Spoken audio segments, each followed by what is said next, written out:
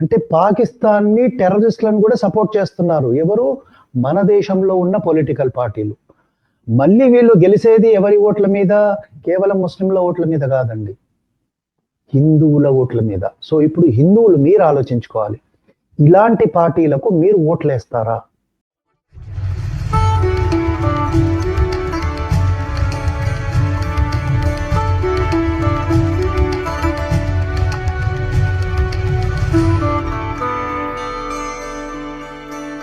ప్రేక్షకులందరికీ నమస్తే, జయ శ్రీరామ్. ఒక 4-5 పాయింట్లు చెప్పాలి ప్రేక్షకులు ఈ టెర్రరిస్ట్ అటాక్ గురించి. పహల్గామ్లో ఏదైతే జరిగిందో మనం ఏం చేద్దామంటే ఒక్కొక్క పాయింట్ తీసుకుందామండి. ఫస్ట్ పాయింట్ ఏంటంటే ఇది ఇంటెలిజెన్స్ ఫెయిలియరా?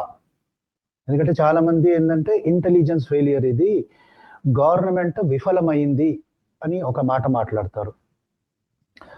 సరే, ఇప్పుడు ఇంటెలిజెన్స్ అనేది ఎలా ఉంటుంది?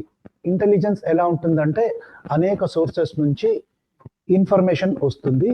దాంట్లో కోవర్ట్గా పనిచేసే మన వాళ్ళు ఉంటారు, రా ఏజెన్సీస్, ఇంకా చాలా ఏజెన్సీస్ ఉంటాయండి. సో వాళ్ళు ఇన్ఫర్మేషన్ని గ్యాదర్ చేసి గవర్నమెంట్కి ఇస్తారు. దాన్ని బట్టి గవర్నమెంట్ యాక్షన్ తీసుకుంటుంది. అంటే ఒక టెర్రర్ అటాక్ కాకుండా ప్రివెంట్ చేస్తుంది, ఆర్ టెర్రర్ అటాక్ జరిగినా తక్కువ మోతాదులో జరిగేటట్టు కొన్ని జాగ్రత్తలు తీసుకొని ఈ టెర్రరిస్టులని ఎలిమినేట్ చేస్తుంది. లేదంటే టెర్రర్ అటాకే అసలు కాకుండా చేయవచ్చు. సో ఇప్పుడు టెర్రర్ అటాక్ ఎలా ఉంటుంది అని అంటే ఎగ్జాంపుల్ తీసుకుందామండి. ఒక వ్యక్తి నిలబడ్డాడు, ఆ వ్యక్తి మీద నేను 10 రాళ్ళు రువ్వుతున్నాను. అతడు రువ్వుతున్నట్టు మనకు తెలుసు. సో ఒక ప్రొటెక్షన్ పెట్టుకుంటాను, ఒక కార్డ్బోర్డ్ పెట్టుకొని ఆ రాళ్ళు వస్తుంటే దాన్ని ఆపుతా ఉంటాను. 10 రాళ్ళు మనం ఆపగలమా? 10 రాళ్ళు ఆపలేకపోవచ్చు, ఏదో ఒకటి తగలొచ్చు. సో మన ఎదురుగా నిలబడి ఒక వ్యక్తి 10 రాళ్ళు రువ్వుతుంటే దాన్నే మనం ప్రొటెక్ట్ చేసుకోలేనప్పుడు, అన్ని ఆపలేనప్పుడు దీన్ని ఇంటెలిజెన్స్ ఫెయిలియర్ అనొచ్చా? సో ఇంటెలిజెన్స్ ఎలా వర్క్ చేస్తుందో ఒక ఉదాహరణ ఇచ్చాను. ఈ ఉదాహరణ నాకు తెలిసి కరెక్టే అనుకుందాం. ఇక నెక్స్ట్కి వెళ్దాము. రాజ్నాథ్ సింగ్ గారు ఏదైతే స్టేట్మెంట్ ఇచ్చారో మీటింగ్లో, దాని గురించి చెప్తాను. అక్కడ పహల్గామ్లో బైసరన్ వ్యాలీ అని ఉంది. దీన్ని మినీ స్విట్జర్లాండ్ అని కూడా అంటారు. సో ఇప్పుడు చాలా మంది టూరిస్టులు కాశ్మీర్కి వెళ్ళినప్పుడు ఎక్కడెక్కడికి వెళ్తున్నారో జనరల్గా ఇన్ఫర్మేషన్ ఇస్తారు. ఏమని? ఇప్పుడు స్టేట్ గవర్నమెంట్ ఉంది, సెంట్రల్ గవర్నమెంట్ ఉంది. సెంట్రల్ గవర్నమెంట్ సైన్యము దీన్ని మేనేజ్ చేస్తుంది, స్టేట్ గవర్నమెంట్ అనేది పోలీసులని వీళ్ళని మేనేజ్ చేస్తుంది.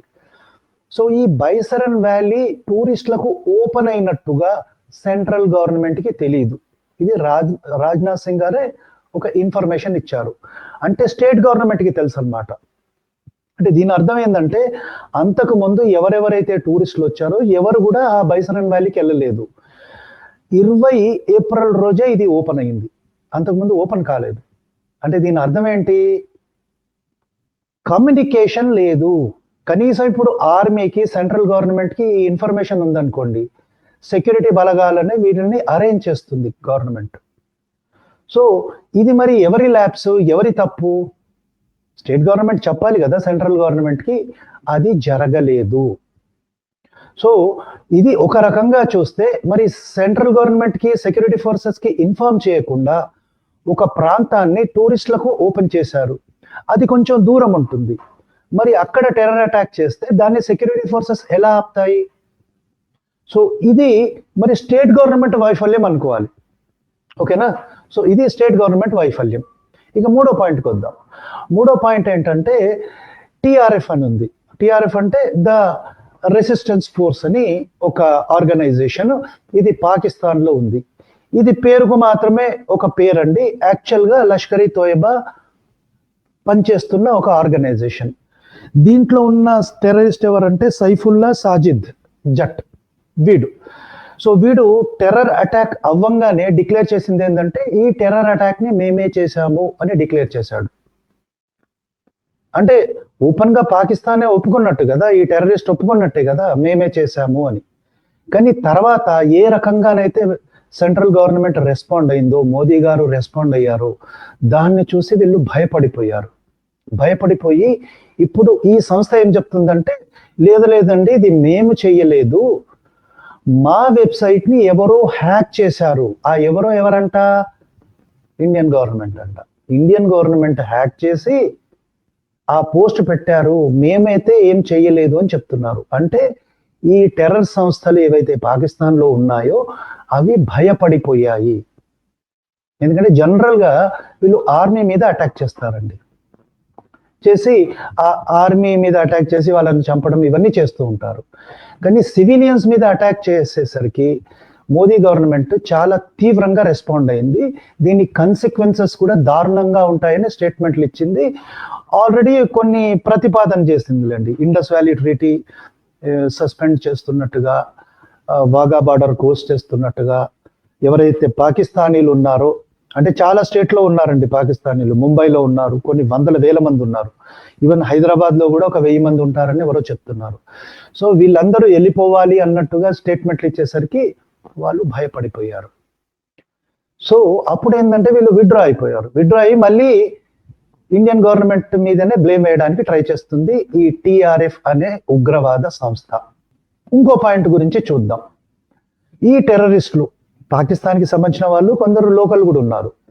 వీళ్ళు లోకల్ సపోర్ట్ ఏది లేకుండా టెర్రరిస్ట్ అటాక్ చేయగలరా? సాధ్యం కాదండి. ఎక్కడి నుంచో వచ్చిన టెర్రరిస్ట్కి భోజనం ఏడికేని వస్తుంది, వాడు ఎక్కడుంటాడు? సో లోకల్ సపోర్ట్ ఖచ్చితంగా ఉంది. అంటే పాకిస్తాన్లో కాదండి, కాశ్మీర్లో ఉండే కొందరు జిహాదీలే ఈ ఉగ్రవాదుల్ని దాచిపెట్టారు. ఎక్కడో దాచిపెట్టి గిన్నెలు వాళ్ళు ఏవైతే తెచ్చుకున్నారో వాటిని దాచిపెట్టి వాళ్ళకు భోజనాలు పెట్టారు, వాళ్ళని ప్రొటెక్ట్ చేశారు. ఆ ఇన్ఫర్మేషన్ లీక్ కాకుండా కూడా చూశారు.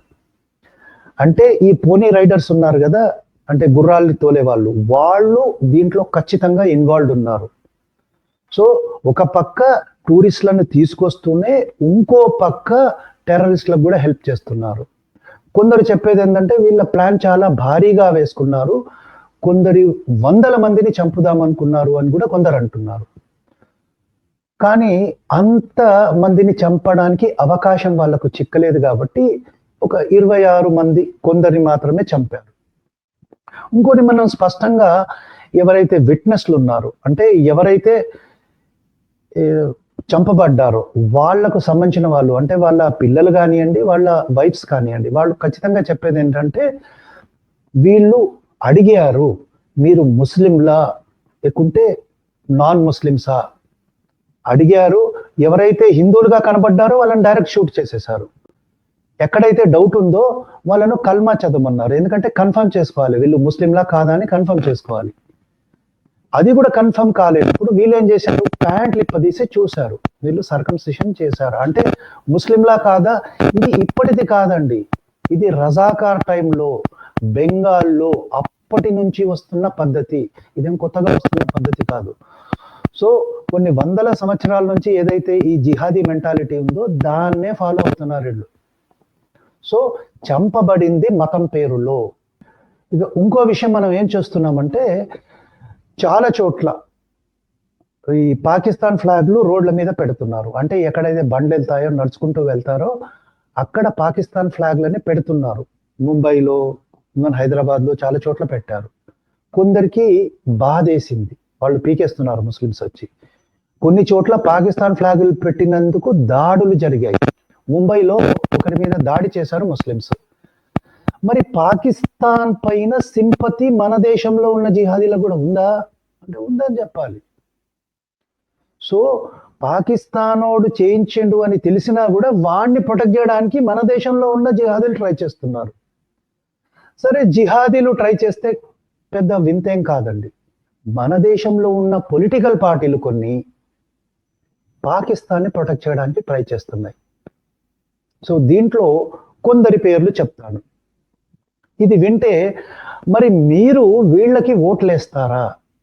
అంటే పాకిస్తాన్ని టెర్రరిస్టులను కూడా సపోర్ట్ చేస్తున్నారు ఎవరు? మన దేశంలో ఉన్న పొలిటికల్ పార్టీలు. మళ్ళీ వీళ్ళు గెలిచేది ఎవరి ఓట్ల మీద? కేవలం ముస్లింల ఓట్ల మీద కాదండి, హిందువుల ఓట్ల మీద. సో ఇప్పుడు హిందువులు మీరు ఆలోచించుకోవాలి, ఇలాంటి పార్టీలకు మీరు ఓట్లేస్తారా? ఒక పెద్ద ఆయన రాబర్ట్ వాద్రా ఈయన ఏమంటాడంటే హిందూ ముస్లిం డివైడ్ వల్ల ఈ గొడవలు అవుతున్నాయి. అంటే పాకిస్తాన్కి క్లీన్ చిట్ ఇచ్చేశాడు ఈయన. అంటే హిందుత్వం గురించి మాట్లాడుతున్నారు కాబట్టి అటాక్ జరుగుతుంది. ఎంత అబ్సర్డ్ ఆర్గ్యుమెంట్ అంటే అంత అబ్సర్డ్ ఆర్గ్యుమెంట్. నెక్స్ట్ ఒక ఆయన సిద్ధరామయ్య ఏమంటాడంటే, కర్ణాటక చీఫ్ మినిస్టర్, పాకిస్తాన్ మీద వార్ డిక్లేర్ చేయకండి. నీ చుట్టమా రావాడు, నీ చుట్టమా అంటే ఎందుకు ప్రొటెక్ట్ చేద్దామని చూస్తున్నావు? గవర్నమెంట్ ఏం చేయాలనుకుంటుందో గవర్నమెంట్ చేస్తుంది. నువ్వు నీ రాష్ట్రాన్ని చక్కగా చూసుకుంటే చాలు. అక్కడ హిందువుల భూములు ఏవైతే కబ్జా చేస్తున్నారో దాని గురించి చూసుకో. నీకు అక్కర్లేని విషయం గురించి నువ్వు బెంబోలెత్తి ఏదో యాక్టింగ్లు చెయ్యకు. ఇంకో ఆయన ఆర్బి తిమ్మాపూర్ అని కర్ణాటక మినిస్టర్, వీళ్ళంతా కాంగ్రెస్ కి సంబంధించిన వాళ్ళండి. సో ఈయనేమంటాడంటే, లేదండి తీవ్రవాదులు చంపేటప్పుడు మతాన్ని అడిగి ఉండరు అని అంటాడు. అంటే మరి వీళ్ళంతా చెప్పేవాళ్ళు ఎవరైతే వాళ్ళ ప్రియమైన వాళ్ళని కోల్పోయారో వాళ్ళంతా అబద్ధాలు చెప్తున్నారా? మతం అడిగి చంపారు, కల్మా చదవమన్నారు, ప్యాంట్లు ఇప్పదీసి చూశారు, వీళ్ళంతా చెప్తుంది అబద్ధమా? పోనీరా ఒక పని చెయ్యి, నువ్వు ఏ సెక్యూరిటీ తీసుకోకుండా అక్కడ సెంట్రల్ ఫోర్సెస్కి ఆర్మీకి కూడా ఇన్వాల్వ్ చేయకుండా నువ్వు టెర్రరిస్ట్ క్యాంప్కి వెళ్ళిరా. నిన్ను చంపుతారో లేదో నువ్వు బతుకుంటే చూద్దాం. సో ఇలా ఉన్నదండి. ఇంకోడు అనిల్ దేశ్ముఖ్, వీడు కూడా ఏమంటాడంటే, మతం పేరిట చంపలేదండి, మతాన్ని ఎందుకు తీసుకొస్తారు? వాడికి క్లారిటీ ఉంది, నీకెందుకు క్లారిటీ లేదు? నీకు కూడా క్లారిటీ ఉంటే మంచిది కదా. కానీ వీళ్ళ ప్రాబ్లం అంతా ఏంటో తెలుసా ప్రేక్షకులు? వీళ్ళకి ముస్లింల ఓట్లు కావాలి. నీకు ముస్లింల ఓట్లు కావాలంటే టెర్రరిస్ట్ని ప్రొటెక్ట్ చేయాల్సిన అవసరం లేదు. ముస్లింల ఓట్లు అడుక్కో. మీ ఓట్లు కావాలండి, మీరు ఏం చెప్పినా నేను చేస్తాను, అడ్డమైన గడ్డి తింటాను అని అడుక్కో నువ్వు. పోతే ముస్లింల ఓట్లు అడుక్కునే ముందు ఇంకో పని కూడా చెయ్యాలి. నేను హిందువుల కోసం నిలబడను, హిందువుల ఓట్లు నాకొద్దు, నాకు ముస్లింల ఓట్లే కావాలని అడుక్కుంటే అది గౌరవంగా ఉంటుంది. సో హిందువులకి నేను ఇంకో మాట చెప్తానండి, వీళ్ళు టెర్రరిస్ట్లను సపోర్ట్ చేస్తున్నారు. మతం పేరిట ఏదైతే ఉగ్రవాదం జరుగుతుందో దాన్ని కూడా ప్రొటెక్ట్ చేస్తున్నారు. మిమ్మల్ని వీళ్ళు కాపాడతారా? హిందువులు, ఈ పొలిటికల్ పార్టీలు మిమ్మల్ని కాపాడతారా అధికారంలోకి వస్తే? నాకైతే డౌటే. మిమ్మల్ని చంపి అధికారంలోకి వస్తారు. సో ఇప్పుడు నిర్ణయం మీ చేతిలో ఉంది. ఇలాంటి పొలిటికల్ పార్టీలని తిరస్కరిస్తారా, లేకుంటే వాళ్ళని ఎన్నుకొని మీరు చేస్తారా? మీరు నిర్ణయించుకోండి. సో నేను చెప్పిన విషయాల గురించి మీరేమంటారో కామెంట్ రూపంలో తెలియజేయండి ప్రేక్షకులు. అలాగే ఈ వీడియో కనుక మీకు నచ్చితే తప్పనిసరిగా లైక్ చేయండి, 10 మందికి షేర్ చేయండి. మరో మంచి వీడియోతో మీ ముందుకు వస్తాను. జై శ్రీరామ్.